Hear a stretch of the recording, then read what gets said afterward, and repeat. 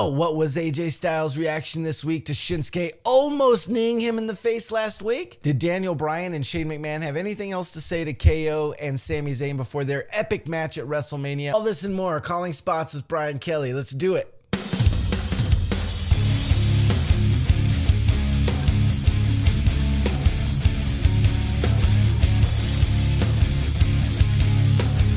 Hello, all you Wrestle fans.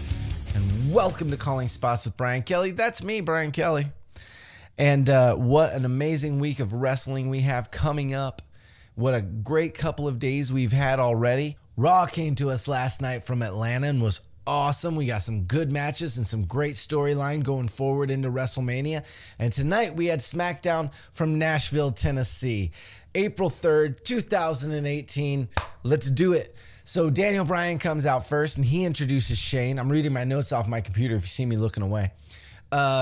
Shane says, Daniel, you are a role model. I know last week you said you weren't a role model and that you were wrong and that you couldn't say certain things, but I'm here to tell you that you are a role model, and congratulations on your 3 years of fighting the good fight and making it back to the WWE, into a WWE ring. And Daniel says, thank you very much. I really appreciate that. But I have to be a man and I have to apologize because over the last few weeks, over the last few months, I've given KO and Sami Zayn chance after chance because I've known them for so long and I believed that this was the land of opportunity, and I was wrong. I let my past and my history with those guys cloud my judgment, and I shouldn't have done that, and I apologize. And Shane goes, whoa, well, let me one-up you there, sir. I would like to apologize to you for being such a hothead and for being a McMahon and blah, blah, blah, and I'm a little stubborn. And then Daniel goes, a McMahon stubborn? No, like that. And then there was this awkward silence. Like, I think somebody forgot a line, but there was just this awkward minute where Shane's kind of fixing his microphone and Daniel's kind of looking at him like, are you going to say anything else? No. Okay. And he goes, but, you know, there is one shirt, Daniel Bryan saying this, he goes, you know, but when tag teams do have problems, they usually work it out in one way. And the crowd, I guess, thought they were going to fight. And he goes, well, I already said I was sorry and I'll shake your hand again. He goes, I just shook your hand 2 minutes ago. I don't want to shake your hand. Tag teams, do you guys want to see, he yells to, or, panders to Nashville and goes, do you guys want to see us shake hands again? No. Do you guys want to see us hug it out? Yes. Shane goes, I'm not really much of a hugger, but all right, I guess we'll hug it out. So they do a hug it out bit, which was great. And then Daniel gets intense and starts talking about, we're going to get our payback for everything they did to us, and we're going to do all of this stuff to them. We're going to beat them at WrestleMania. Are you guys ready? And hypes the crowd up. And then Shane says, after Mania, you'll never see them in a SmackDown Live ring again, because remember, the stipulation is if Sami and KO lose, they're off of SmackDown Live, which means they're just going to Raw if that happens. But I don't think that'll happen. I think they'll have Shane eat the pin, cause Daniel and Shane to lose, and then KO and Sami will be on SmackDown Live to battle Daniel Bryan in individual competition. But that's coming up in the predictions video later this week. So after that, they hype up the crowd, and then Charlotte not interrupts them, but comes right out. I guess they're doing that now on SmackDown. Before, it seemed like it was only a woman's thing where whenever the women were in the ring, Randy's music would hit or Bobby Roode's music would hit, and it would kind of cut off what was happening. But this week they did it with Charlotte. So that's just, I guess, SmackDown's format, is where when there's a done segment, instead of playing the music of one of those two people, we play the person who's coming out's music. So Charlotte's music hits, she comes out, then Natty comes out because we're going to get Natty versus Charlotte. This is a really great match. Two of the best female wrestlers in the world, man. Natty did a great job. Lots of good back and forth. Natty gets Charlotte down and at one point gets her down on the ground, and Charlotte looks pretty done for. And then Carmella comes running out, and it has her briefcase, and she's got a ref with her, and it looks like Carmella's going to try to cash in on Charlotte 4 days before WrestleMania. Are you crazy? And as she's handing the briefcase to the referee in the middle of the ring, Charlotte jumps up and kicks the referee, or kicks the briefcase into the third row. It was great. Not really into the third row, just kind of kicked it out of the ring. And she goes, "I don't think so, bitch." And her and Carmella kind of circle for a second. And I forgot what the transition was from this, but what happens is Asuka comes out. And Asuka and Charlotte get in the ring together, and Asuka grabs a mic and says, "No one's ready for Asuka. I'm going to kick your ass at WrestleMania. You just wait and see." And then Charlotte goes, oh yeah, Charlotte grabbed the mic. She goes, "No one is ready." And Charlotte grabbed the mic and goes, "I'm ready for Asuka. I'm ready for Asuka." And then again, it was a really bad night for production on this episode.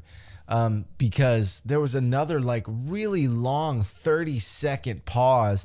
I don't know if they were trying to get the crowd to hype behind it, or the production team was just like, "Do I hit the button? Is there music?" "Yeah, music." "Okay, music." Because it was just a dead silence. She goes, "I am ready."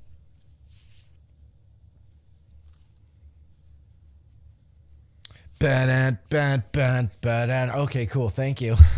It was weird, man. It was kind of strange. Not weird. It was just bad production. It happens. Whatever. So after that, we get AJ Styles backstage promo / interview where he's just kind of sitting there talking off camera to someone, but he's not standing. It's like in a room with like a drape or a sheet or something. The same thing they did with Nia last night on Raw, pretty much. They were probably standing in the same room while they were doing the promos. But he says, "Shin's got it wrong, man. Shin's got it wrong. He thinks I'm emotional. He thinks I get emotional, and that's going to cause my downfall, and that's my weakness. But he's wrong, because the emotions are my strength. I'm going to use those emotions." And he goes, "We're far from the Tokyo Dome," which was awesome, him calling out Wrestle Kingdom in the Tokyo Dome. "We're far from the Tokyo Dome. This is my house, and I'm the world champion. I'm not scared of Shinsuke Nakamura, and I'm going to beat Shinsuke Nakamura at WrestleMania." That's pretty much it. And then we get a Shane, Daniel, KO, Sammy video package where they show them destroying Shane McMahon and the subsequent episodes that happen with that. And after that, we get Bobby Roode coming out. And Bobby Roode comes out and gets on commentary because he's going to be there during the Rusev Jinder Mahal match that's getting ready to come up. But before we get all that, Sunil Singh comes out and starts to sing. Like mocking Aiden English, but he's really trying to sing. And it didn't go well for the poor man because he can't sing. And I'm sure he knows that. I'm not insulting him. I'm sure he doesn't think he's Luther Vandross. But it doesn't go well, and he introduces Jinder, and then Jinder comes out, and they walk to the ring, and then Aiden comes out. Aiden's looking cool. His gear's so cool, and the way he stands there, I just love Aiden English. I think Aiden English is awesome. I'm so glad he shed that image of the vaudevillain thing and all that. I didn't dig that gimmick. So he does his thing, sings a little bit, introduces Rusev Day, and Rusev comes out in that hoodie and looking awesome. I'm really loving Rusev right now. And we get a really good Rusev versus Jinder Mahal match. Kind of a filler match. It was more, listening to Bobby Roode, it was more just hyping up the fatal four-way that these guys are going to have. But without Randy, because Randy wasn't there. But both guys are great, man. Jinder, I was not a fan of Jinder Mahal, and he made me a fan of his by his hard work and what he does in the ring and on the mic. And I've always loved Rusev, and especially lately, he's just been on fire, and I really like what he's doing. But it was a good match. It ends with Jinder eating a machka kick to his chin, and Rusev taking the pin and getting the victory for Rusev Day, to which RKO out of nowhere as he stands up to celebrate. Boom! I mean, literally out of nowhere. They had a close-up on Rusev's face, and he's celebrating, and then, whoa, bam! RKO out of nowhere. Randy gets up, starts stalking around the ring, but doesn't see Aiden English behind him, and Aiden English comes in and starts beating him down.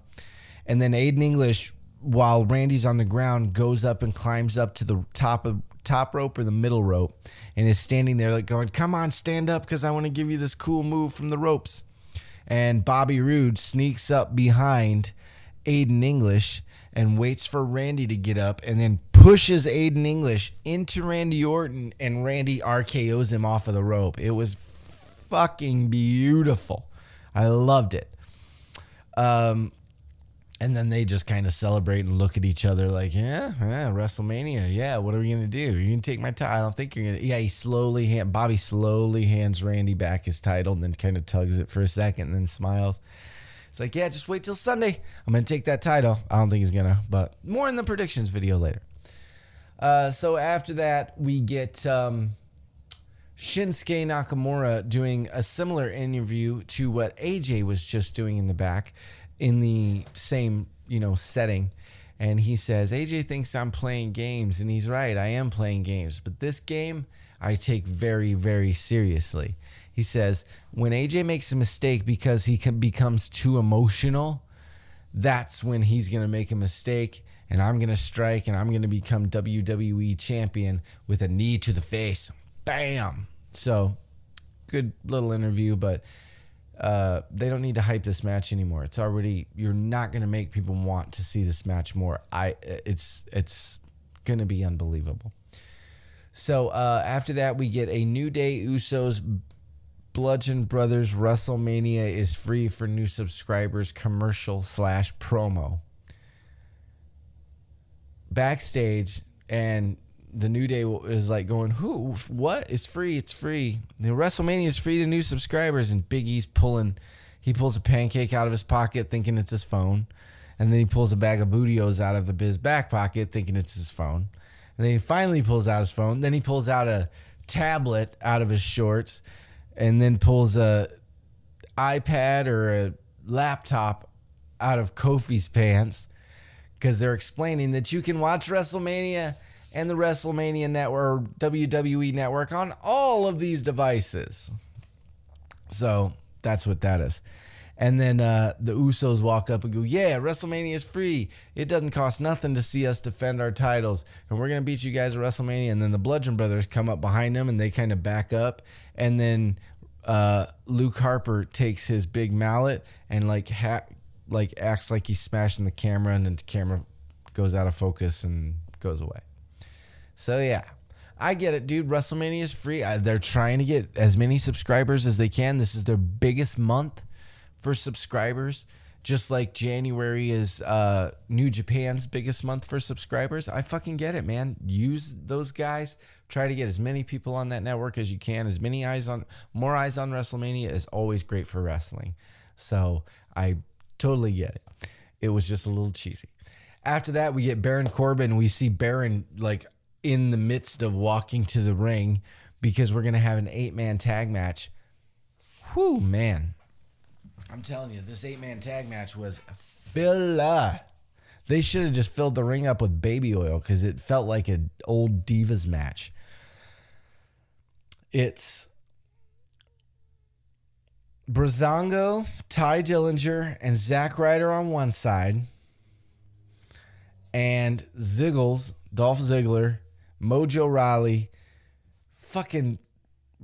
which cologne was it? It was one of the colognes, and Baron Corbin. Which cologne was it? I don't know which one it was. I'm sorry, because they were the Conquistadors, and then they were this, and they were that. Even before that, one of them was Carlito, I believe. It wasn't the one that was Carlito. It was the other one that was in this epic 8-man tag match. Man, I feel bad for Baron Corbin and Dolph Ziggler. I mean, Breezango, Ty, Zach, I get it. Baron, Cologne, I get it. But Dolph Ziggler and Baron Corbin, those guys are top-level talent and should not be involved in a match like that. It's just how I feel. And Baron proved it by deep sixing, I believe it was Zach for the win. It was a really nothing match, man. There was really nothing to it. After that, we get a Chad Gable and Shelton Benjamin promo because they're going to take on the team of AJ Styles and Shinsuke Nakamura for our main event. So they say, hey man, everybody's just focused on WrestleMania. Well, we're going to send these guys limping into WrestleMania after tonight. And they do the words on the screen and the logo. God, those words on the screen are driving me nuts anymore.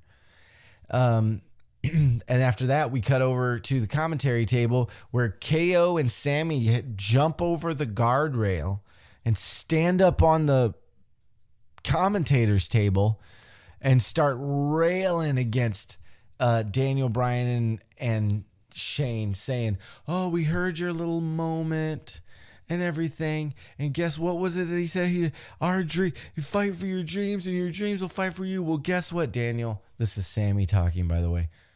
Our dream is to fight you. Our dream is to obliterate you at WrestleMania. And oh yeah, you can boo us all you want to, but we deserve it. And he started mocking the chant. We deserve it. Pop, pop, mocking the chant like that. And then Shane and Daniel are standing backstage watching a television, and they go, well, we can do something about this, or whatever he says. You can't really hear what Shane says. And then they cut back out to KO and Shane, and KO's saying, you're going to have to go back to Titan Tower, and you're going to have your dad hold you, and you're going to have to look at his face and see how disappointed he is that you failed again. And his mic gets cut off, and they're like, oh, our mics get cut off. And then the officials and the referees start to go, come on, guys, get the hell out of here. And they start getting them out of there and going up the ramp or up the aisle through the crowd, sending KO and Sammy off into the night, I suppose. But before they can, Shane's music hits. Here comes the money. And Shane and Daniel come out and they say, can we get a camera on these guys over here? Can we get a camera on KO and Sammy up there? And he says, as a matter of fact, everybody take out your cell phones and take videos and picture, because this is historic. This is the last time you're ever going to see KO and Sami Zayn in a SmackDown Live arena, which is a great line, but people didn't really get it, I guess, because there wasn't a big reaction to it. There was kind of a reaction, I guess. And then Shane starts to go, hey, you guys were trying to get them to chant, we deserve it and stuff. Why don't we try another song? Why don't we try hey, hey, na, na, na, na? And he does that thing, and the crowd starts doing that hey, hey, na, na, goodbye thing. And they keep cutting back to Sammy and Kevin, and they're like, we'll see about that come WrestleMania. We'll see who's here and who's not. And then they take off, and Shane and Daniel head to the back. So that's pretty much it. After that, we get Sheldon, Benjamin, Chad Gable versus Shin and AJ. And it was an okay match. Chad and Sheldon are a great fucking tag team, but it could have been Breezango. It didn't matter who that was. It was all about Shin and AJ's tension between themselves about, who's going to win at WrestleMania in this big match that they have coming up. And what ended up winning the match was after, there was a little bit of back and forth, but it was mainly just a lot of tension between Shin and AJ, and them trying to overcome their own tension so that they can get the win. And they do get the win because AJ goes outside of the ring on the apron, standing right next to Shinsuke, going, watch this. And not saying that, but in his eyes, this is what's going to happen to you. And he gives Chad a phenomenal forearm, pins him 1, 2, 3. And Shinsuke's all wide-eyed, oh yeah, that's what's going to happen. Bell rings. AJ takes his title, starts holding his title up, going, WrestleMania, this is what's going to happen. Sheldon rolls back into the ring and starts beating down on Shin. Starts beating Shin's ass while AJ's looking on. AJ's like, shit, should I do something?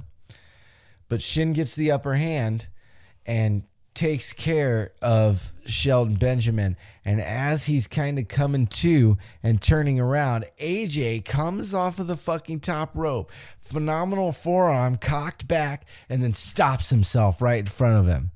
And the whole crowd reacts like, oh, because he did that to you last week. And Shin is kind of really playing it like he's about to get hit and just kind of looks up and starts smiling. And then AJ, it's so good the way he waited. He just waited till the perfect moment. And then just like Shinsuke did to him, he patted him on the head. And Shinsuke had the perfect reaction of, oh, motherfucker, no, you didn't just pat me on the head. It was genius.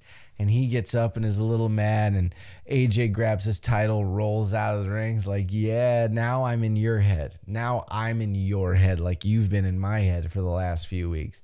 It was really great, man. It was a really great segment, mainly, like I said, about them. It wasn't really about Sheldon Benjamin and Chad Gable at all. But it was a good SmackDown overall. It was mainly just storyline SmackDown stuff.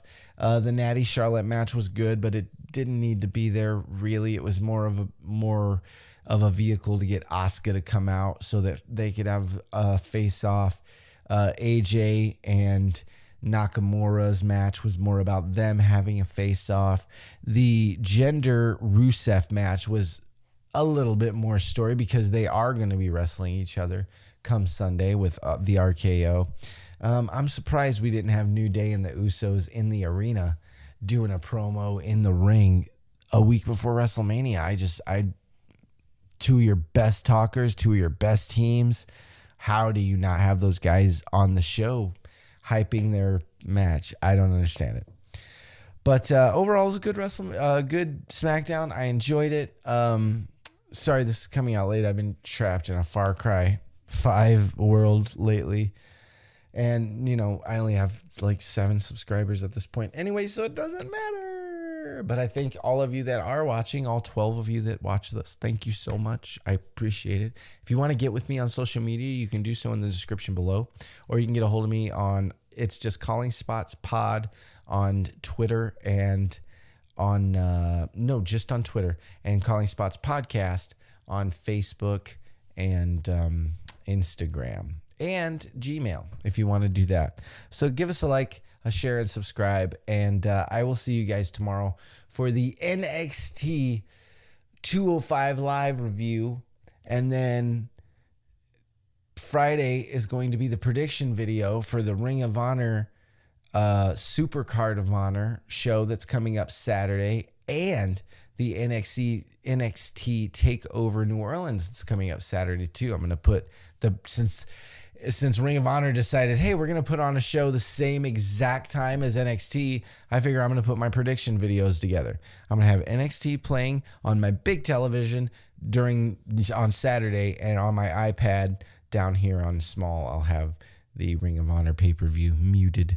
Because you're making me choose, I choose NXT. I'm sorry, I don't want to choose. Why couldn't you guys do it on Friday like you did last year? It was genius.